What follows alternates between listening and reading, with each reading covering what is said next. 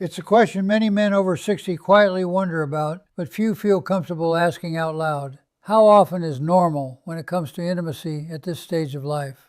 Is there a right number? Is there something wrong if it's more or less? Today we're going to talk about this honestly, warmly, and without embarrassment, because it's a completely natural part of health and life. And the real answer may surprise you and hopefully put your mind at ease. So let's start with the truth, plainly. There is no single correct number. No doctor can hand you a prescription that says a man of 60 or 70 should be intimate a certain number of times a week or month. It simply doesn't work that way. What's normal varies enormously from one person to the next and from one couple to the next. For some, it's several times a week. For others, a few times a month. For others, less, and all of these can be perfectly healthy. What matters far more than any number is that you feel well, that you're comfortable, and that you and your partner are content. Chasing a number someone else told you is right only leads to worry, and worry helps no one.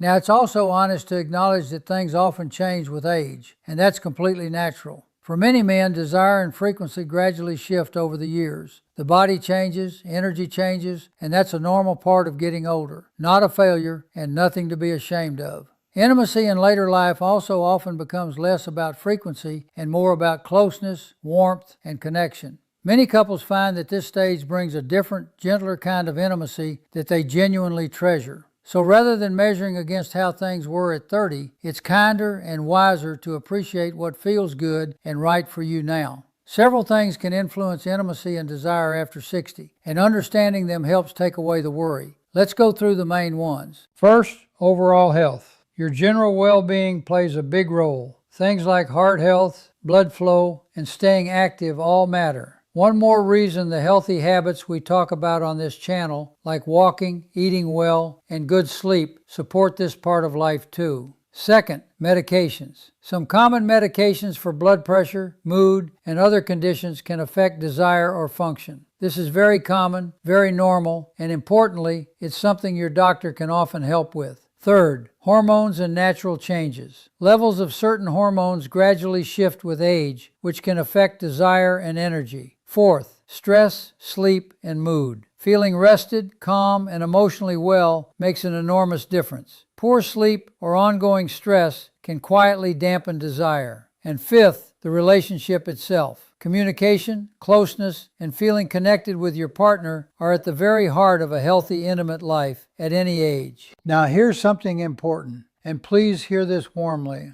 If you're experiencing changes that concern you, difficulty with function, a noticeable drop in desire, discomfort, or anything that's troubling you or affecting your relationship, please don't suffer in silence or feel embarrassed. Talk to your doctor. This is one of the most common things doctors help with, and they've heard it all before. Sometimes these changes are simply part of aging, but sometimes they can be an early sign of something worth checking, like heart or circulation health, or a side effect of a medication that can be adjusted.